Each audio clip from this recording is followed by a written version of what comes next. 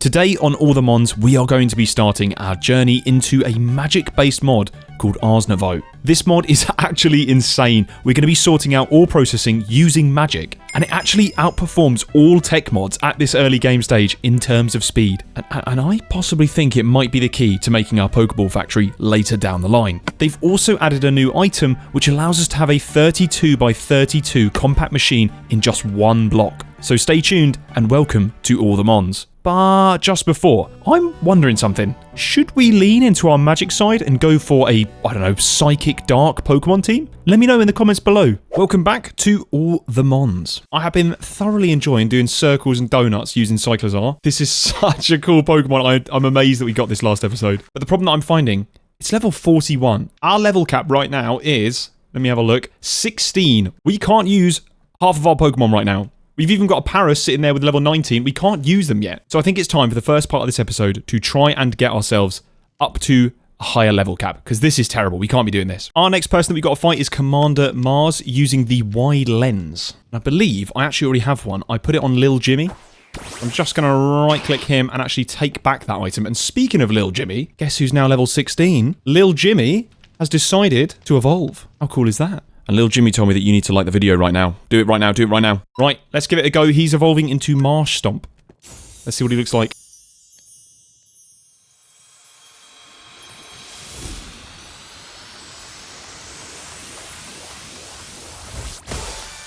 Yeah, what a cool little guy, look at him! Guys, what's the thoughts on Medium Jimmy? Do we like him, do we not?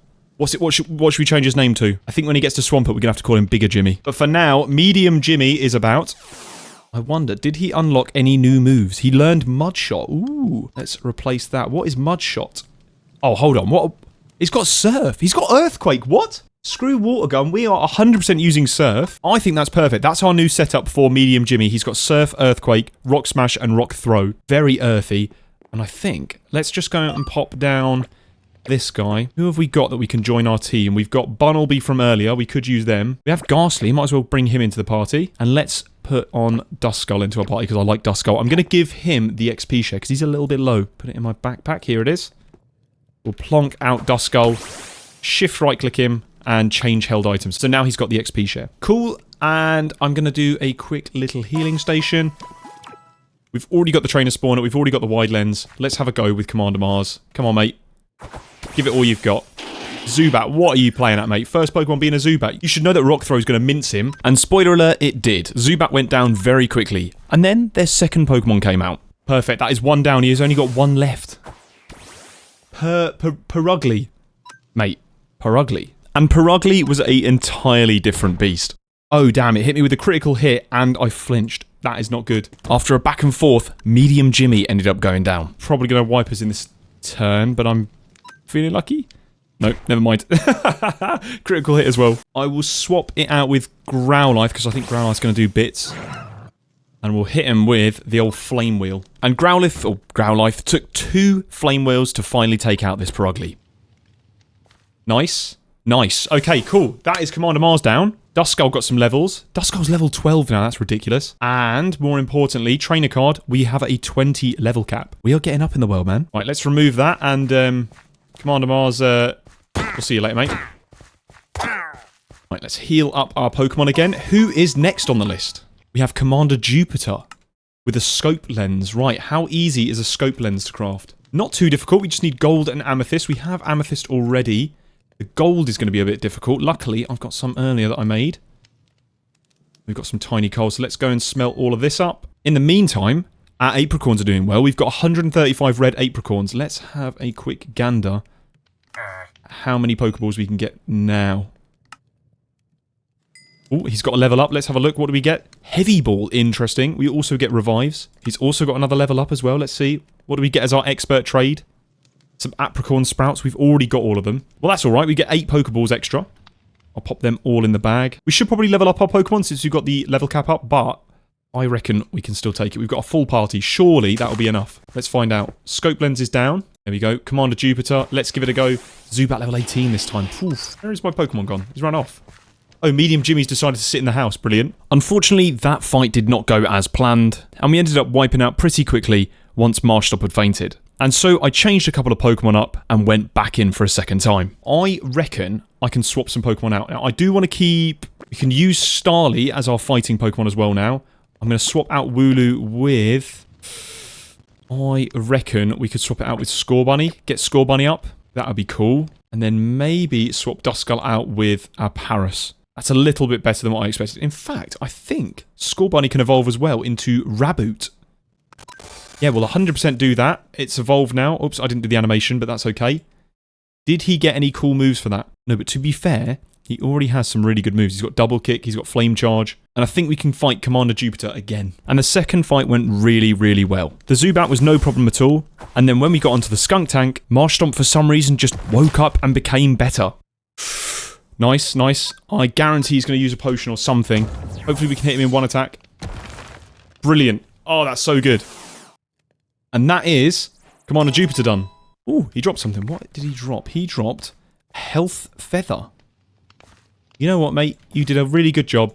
Have a Health Feather. So that now means that our level cap is 22. I think we need to do a little bit more leveling. Although saying that, we can fight Gym Leader Gardenia?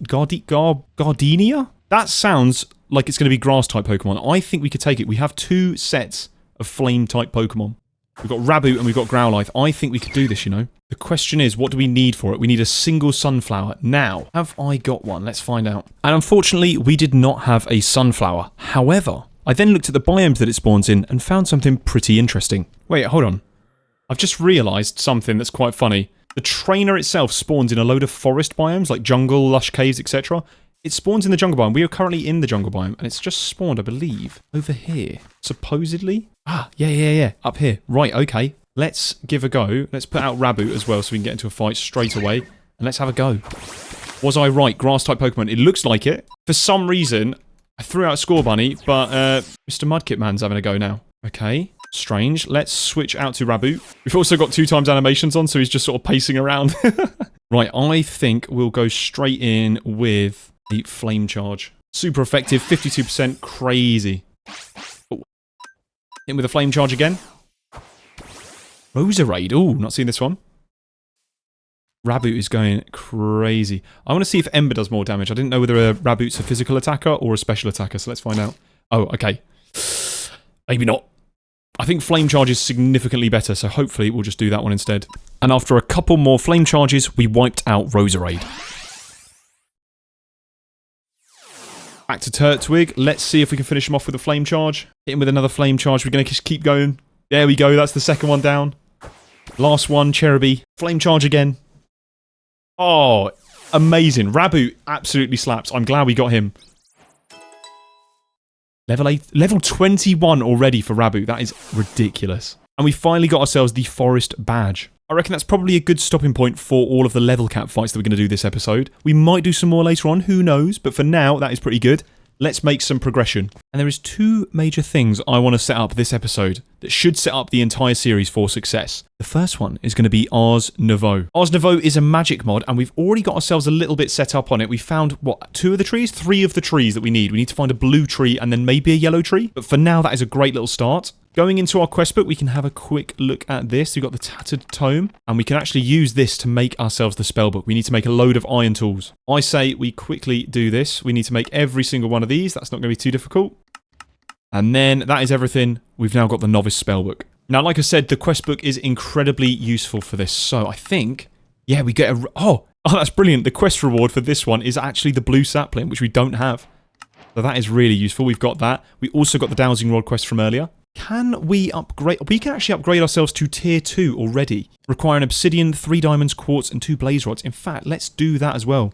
Just need to craft up 2 of these blocks of quartz. Perfect. That is the tier 2 spellbook. Now, to give a little brief overview on Ars Nouveau, we're going to be making spells. If I press C whilst holding my mage book, I have 10 slots for available spells, and then I can use these glyphs here to actually make things happen. You first start off with a form, so how do I want this spell to actually manifest, i.e. a projectile, do I want to touch something, or do I want it to act on myself? And then the actual effects, you can see we've only got a limited amount here, but if I did projectile break, I could then shoot that at a block and it will break the block. So I now have a long-range mining spell that I can use to break blocks. That's really cool. But we're going to need to get ourselves some more glyphs. So by the looks of it, we need to get into two different things. First of all, the scribe's table, which allows us to unlock more of our glyphs. And then we also need to get the imbuement chambers here to get ourselves source gems, source stone, and then into the fancy stuff over here. The scribe's table is relatively easy. We just need archwood slabs, some of the logs that we got from earlier, and then the gold nuggets. Craft ourselves one of these. For now, we will plonk it next to our sawmill. It's beginning to look like a bit of a lawn base inside, but that's fine. And if I right-click the scribe's table with my spellbook, it shows me every single glyph. And it also shows me the different tiers. So obviously our spellbook right now is tier 2. We can unlock everything from the tier 2 section and the tier 1, but nothing from tier 3 just yet. And some of these spells we can unlock quite easily. Let's see if we can find one that we could do right now. So the first one that I want to unlock is this one called Conjure Mage Light. It requires 3 levels and a lantern and a torch. So let me click that, press select, and then it's just going to want us to toss the items on top of the table. So I've got a lantern here, torch there, and it'll start writing that glyph. And once that's done, it will pop off. We'll collect it, and then if we right click it, we now have unlocked that spell. And you'll see it appears just here. So I'm going to replace this break spell with Projectile Conjure Light. We've now got a torch spell that we can place absolutely anywhere in our world. I'm also going to go into the spell style and we can change how that looks. The Conjure Mage Light. I tend to go for the colour. Change this to white and then pull down the lightness, and that will actually affect how this appears. So if I do a white one, it's going to look incredibly bright like that. But if I pull down the darkness to something like a grey, you'll see it's really subtle. You can actually go all the way down to almost black. And you can see you can just about make up that little faint glow in there. So that is really nice. The second thing we want to craft ourselves is the imbuement chamber. I'm going to craft quite a fair bit of these. We're going to need some more archwood logs. That's fine. I reckon 6 will do for now. I'm also going to grab 2 hoppers. I'm going to make a small automation. What we're going to be doing with the imbuement chamber is 2 things. Number 1, you can use it to generate these different kinds of essences here, like earth essence, fire essence, air essence, as an example. But you can also use it to generate source gems. We can put a block of amethyst and it will turn it into source gem blocks, or just regular amethyst, and that will also work into source gems. You can also do lapis as well, but I prefer amethyst because it's renewable. So what I tend to do is grab a stack of amethyst blocks, set up an automation like this, just a simple hopper, imbuement chamber, and then a hopper on top, like this. And if I popped my amethyst in the top slot, it's actually just going to go straight through down into this bottom hopper. So what I'm going to do is grab some cobblestone and completely fill out this hopper. Then I'll add my block of amethyst up in the top, and that will start crafting the source gem blocks. Right, that has now completed. We've got 1 single source gem block, and you'll see it's not going to make more of them. They've still got 63 block of amethyst. So if I remove one of the cobblestone here, the source gem block will now appear there. But because that is now full, it now acts like a filter. So we'll only get source gem blocks and they will go straight into this hopper. We have now created an automatic way of getting source gem blocks. So what we have to do is occasionally come over here, take out all of the source gem blocks -1 so that we can leave that in there for the filter, and then we've got ourselves automatic source gems. We're going to be making a few more printed logic circuits because I want to get myself a separate storage controller for the functional storage. I reckon what I could probably do is actually keep the resonance generator there and just plug the storage controller right in the back like so. Something like that. And I'll grab myself another storage bus. Perfect. Right, I'm going to right-click that on the back of this storage controller, and I'm going to set the priority to something a little bit higher. In fact, I'm going to place it to something like 1,000. That means that everything will try and enter this storage controller here for all of our drawers before it enters this sophisticated storage, meaning all of these chests over here. But that does mean we need to link all of our drawers over there to our storage controller here. The way that we do that is with something called the linking tool. We're going to need quite a bit of paper for this, and I don't think I have many canes. Like, that is the only sugarcane I've got left. Right. Not to worries, because I can create ourselves some snad. It's just 2 sand put together and you get snad. I'm going to make 4 of them for now. And we'll also craft ourselves the redstone clock over here. In fact, I'm going to get 2 of them. If I go outside my base, I'm going to plop down the snad in a cross like this, put water in the middle, and then we can grow our sugarcane. And snad has the effect that it grows a little bit quicker than regular sand. But it also has this other neat effect, where we can give it a redstone signal. In this case, we're going to be using our redstone clock, and it will grow it significantly quicker. Check that out. And in this mod pack, we get sugarcane that grows quite high. So I'm going to quickly do this, grab ourselves a load of sugarcane for now, so that we've got a good source of paper. So we'll craft ourselves that linking tool, and then we will also craft ourselves the configuration tool. What we can do with the linking tool is select our storage controller, and you'll see we've now got this radius around us of where we can select drawers. Now our drawers over here are actually out of range, so we could move them inside, or we could extend the range. The way we're going to be doing that is by crafting ourselves the functional storage upgrades, I'm going to get the copper upgrade. Requiring just 2 copper blocks and a drawer, and that should be enough. Oh, we really are out of copper. No, we're not. We've got a load of blocks of copper down here. Perfect, that's all the copper we need for a copper upgrade. If I shift right click the storage controller and add the copper upgrade in, that increases the range. So if I hold that linking tool now and come outside, you'll see the range is actually pretty far now, and it will also encompass the drawers that we've got over here. Let me pop all of those in like so. And we should now see a load of jungle wood, some cobblestone, spruce, clay, and sticks all appearing in our system. There we go, all the jungle wood's there, all the spruce is there. And so the neat part is because we've set the priorities, we've got 85 clay in our storage drawer just there. If I now place in clay, it will go straight into the storage drawer rather than our chests over here. So for bulk storage, we are going to be storing stuff in drawers over here. That won't be forever. We're going to be upgrading that to disks soon, but for now, that is actually really helpful. The other item that I crafted, the configuration tool, allows us to lock drawers. Now, I've just placed in a bunch of items into my storage interface, so because this is a higher priority, it's just spilt out all of the items into our drawers. And we don't want to store bulk of these. So what I'm going to do is grab the config tool, simply right click, and that will lock it. You can change the mode by shift right clicking, and we want it onto the locking mode, and so I'm going to lock all of those. Now, if I want to lock all of my drawers at once, I can actually just right-click the storage controller, and that's now locked everything. If I right-click it again, that unlocks everything, so I want it in locked mode like that. Everything is now locked, and I can place all of those items inside, and they shouldn't fill up these drawer systems. Great. So we've now got some source gems. What are we going to do with them? I'm going to convert the blocks directly into the source gems. And one of the first things that I'd like to do is, well, first of all, claim all of these quests. And we'll need to make some arcane pedestals for our imbuement chambers. That's going to be what holds the items ready for imbuing. So this is how pedestals are crafted. We need source stone. That is just 8 regular stones surrounded by a source gem. We'll grab as much of that as we can. Great. Hopefully we can get a full stack. That would be nice. Yep, we can. And then the arcane pedestals. We're going to craft quite a few of these, as many as we can. I think that will do for now. 6 of them should do. If I go back into the spell, you'll see a lot of these spells require a little essence. For example, this one here requires a diamond axe and an earth essence.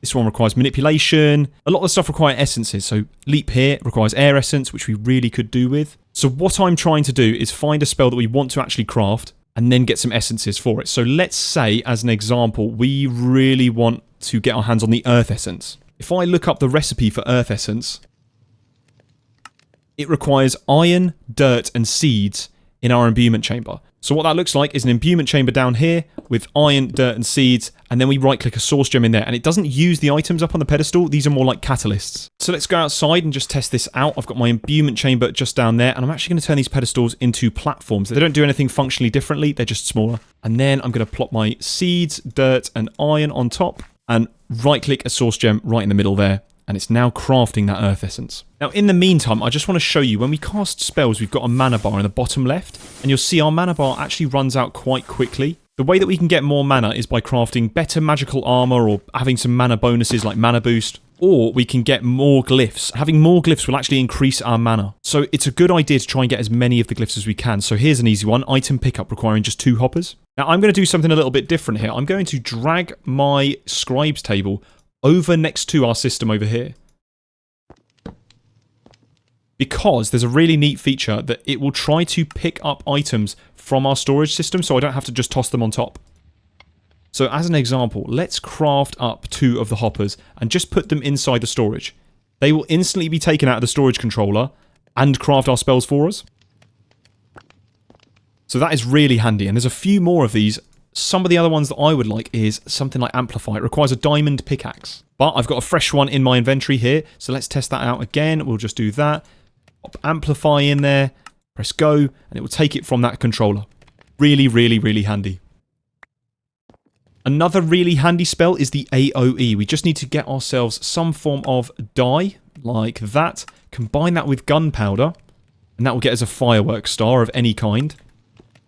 And if we find AoE in here, we just need to throw a firework star on top.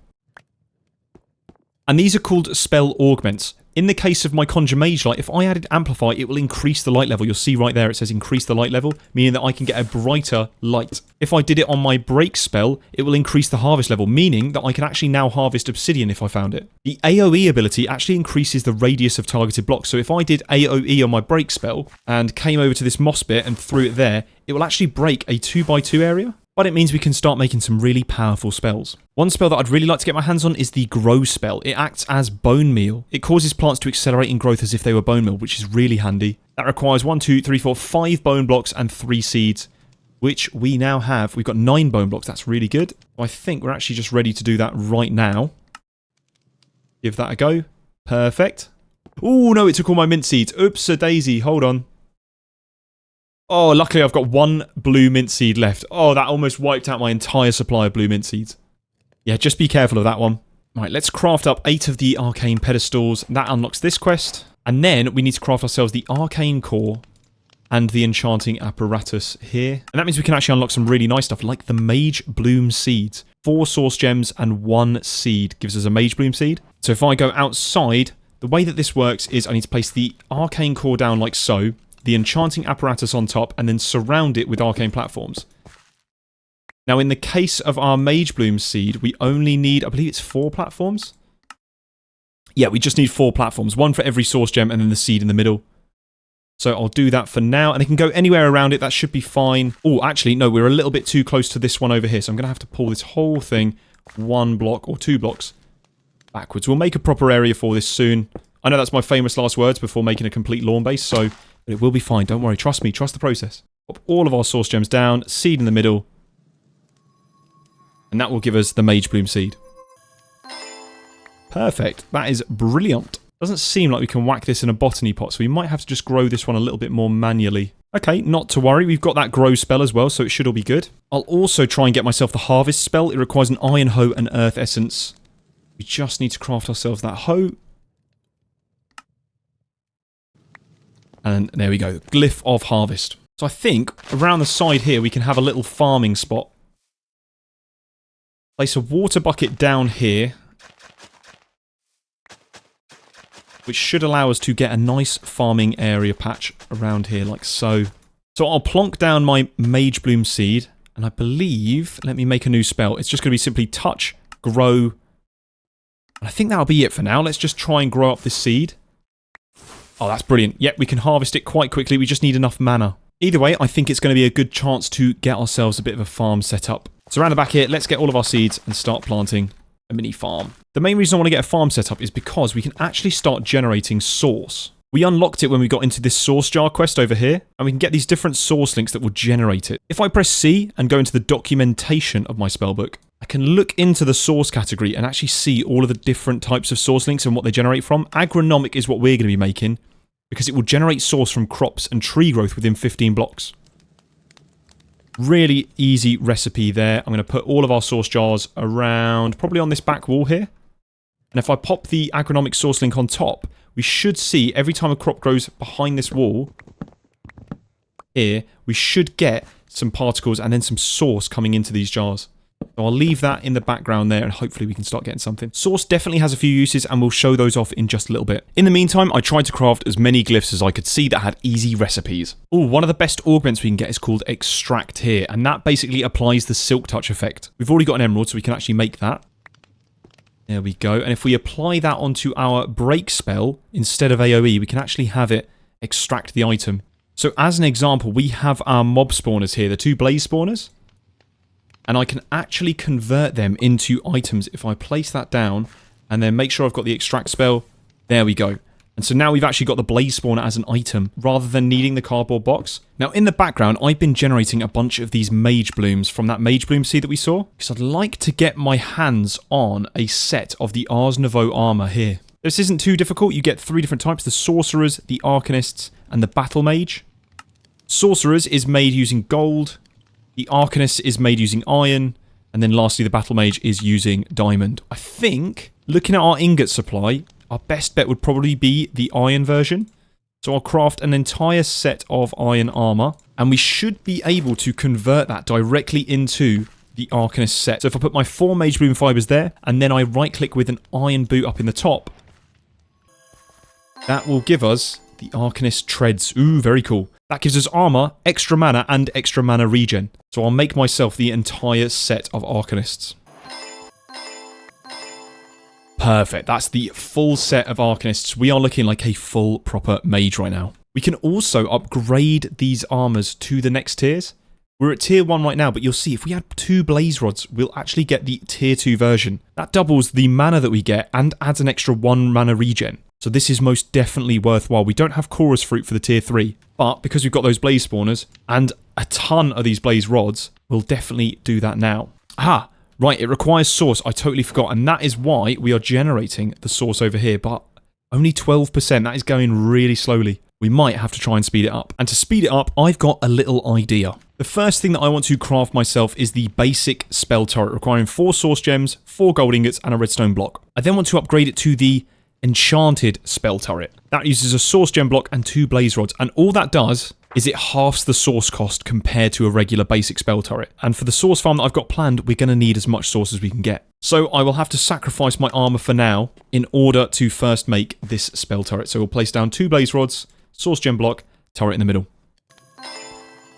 Right, that is the enchanted spell turret. I'm also going to craft myself a mycelial source link. What that will do is actually consume food nearby. Sourceberry food is actually worth more than the other foods. And I don't think it mentions it, but all of the Ars Nouveau fruits do give that same bonus. So if I craft just one of these mycelial source links for now, if I create a little wall like this, I can create these mendostenes, and these can be found on the Ars trees. We also did find the vexing version, the one with the purple logs, but we could have used any of those colours either way.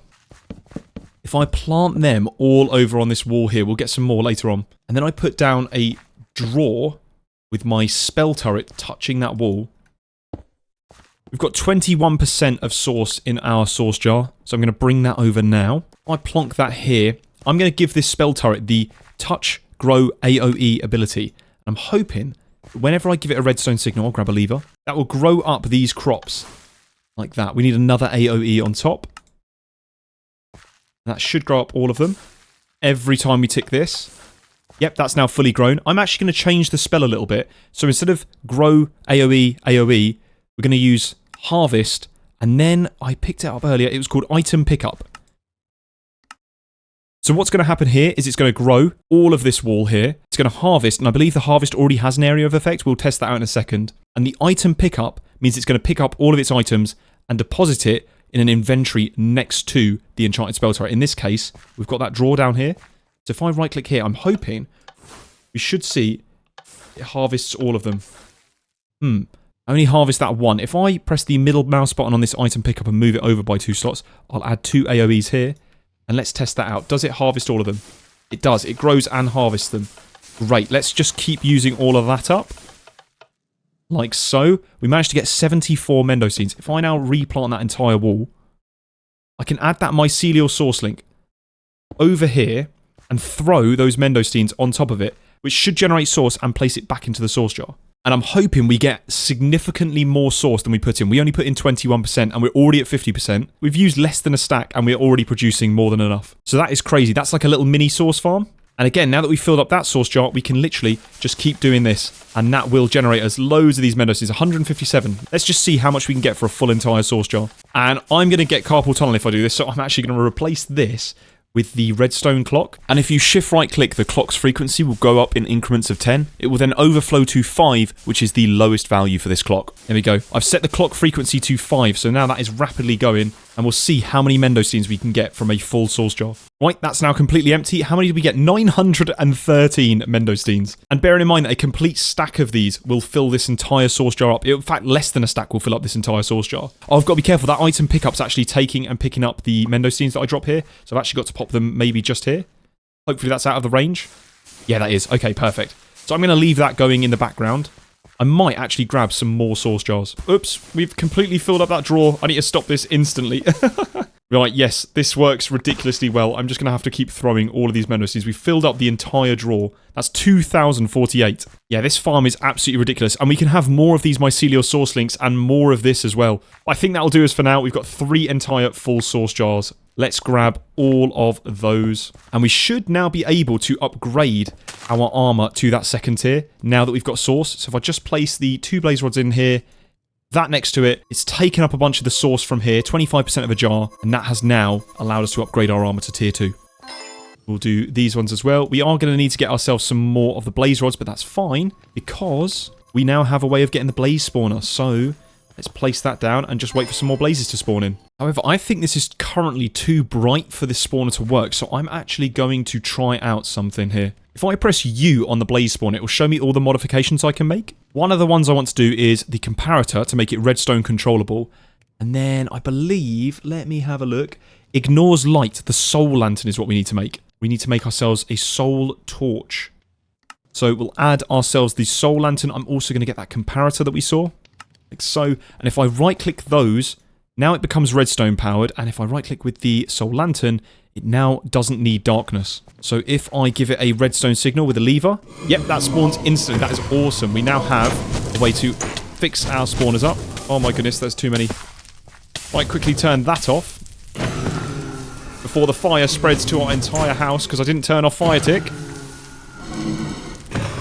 Right, hold on, can't lose the apricorn tree. No, please. Right, crisis averted, I think. I don't see any more fire. I think we fixed it. Yeah, probably wasn't the smartest thing to do that right next to the base, but we got the blaze rods that we wanted. We can finally upgrade our hat.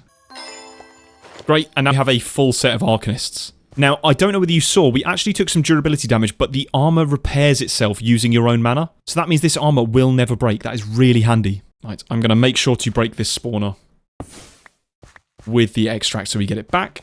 Also, a really neat feature is that the source jars actually increase the speed of these imbuement chambers. So if I put the source jars to the side, it will actually absorb source. And you look at the crafting progress, it's doing 10 at a time now. Significantly quicker. We are generating a load more source gems.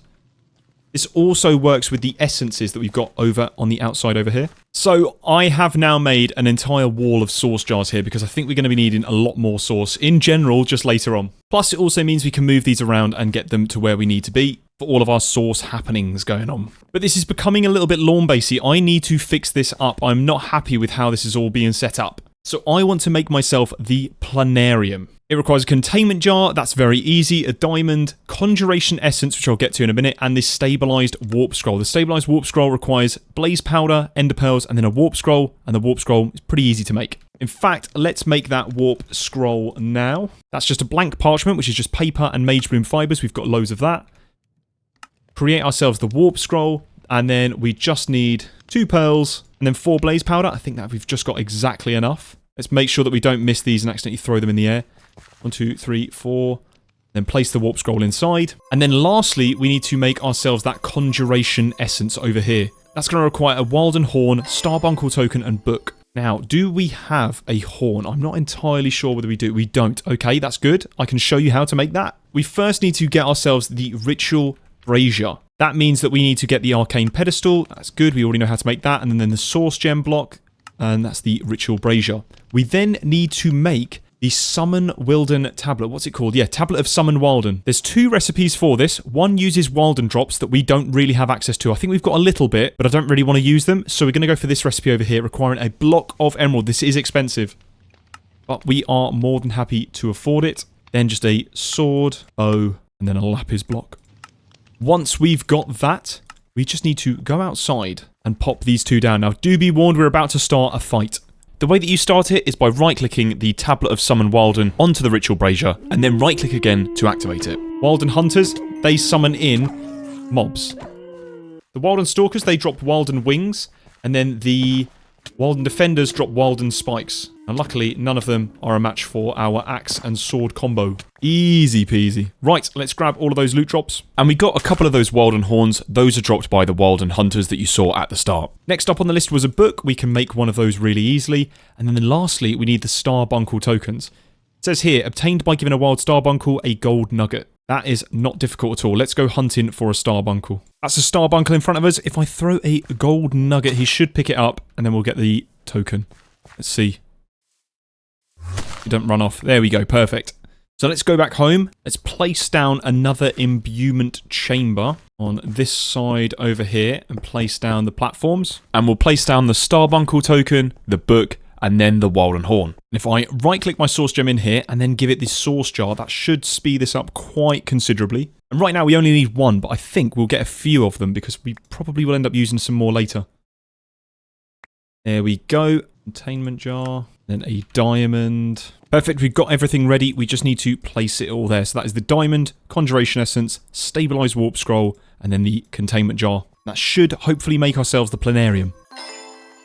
It would also be good if we are able to name this. We could get ourselves an anvil, but I think there's actually a spell that might be able to help us called Name, something like that. Ooh, it does require another essence. What is that one? I believe that's called Manipulation Essence. It is. How easy is that to get? Actually, not too difficult. So let's grab all of the stuff we need for that. Need a clock, some redstone, and then a button. The lawn base is getting worse and worse. Right, platforms here.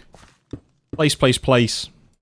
Everything there. Button, redstone, and clock. Whack a source gem in. And we're already out of source as well. Let's pop down another source jar.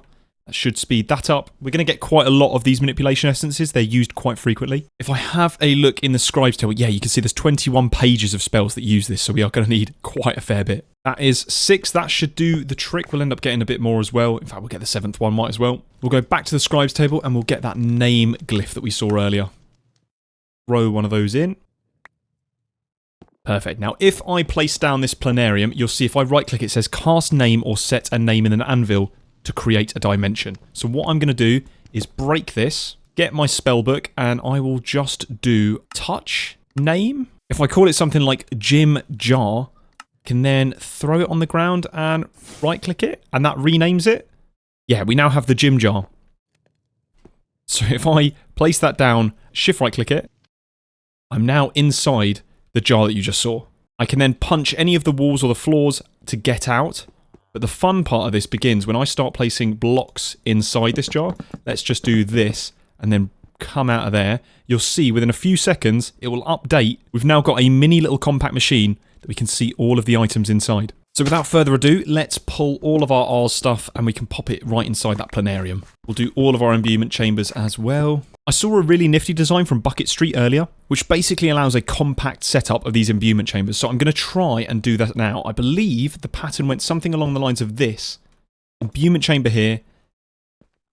Imbuement chamber here, imbuement chamber here, imbuement chamber here. And then all around the outside circle, you use those platforms.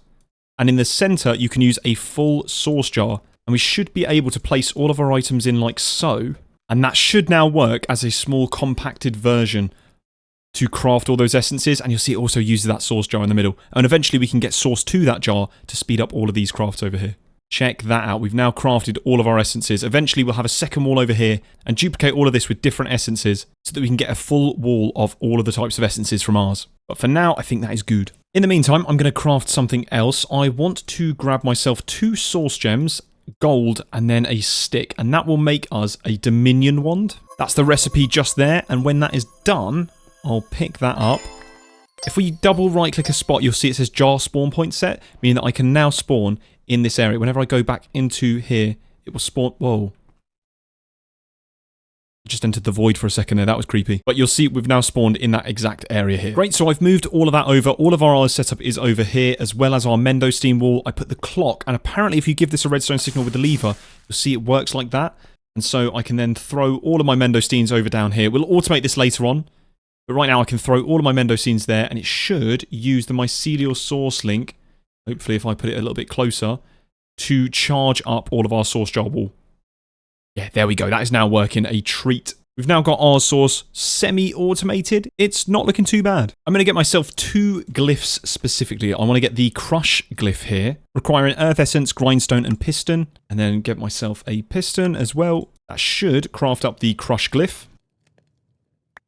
Great, we'll unlock that. And then I also want to get myself the sensitive glyph. That is a scaffolding, poppy, and a water bucket. We've already got the scaffolding. I need to get a water bucket and then a rose. Throw that at the table. We'll grab a water bucket. But actually, before I do that, I'm going to craft a sink. We need some terracotta. Now, luckily, there's some right outside of our base. I think it was just down here. Yeah, that's good. That is good. We'll grab some of that. And if we craft ourselves a sink, it uses that water that we just got. However, the little side effect to that is that if I place this down, I can actually right-click the water, and it's now an infinite water source.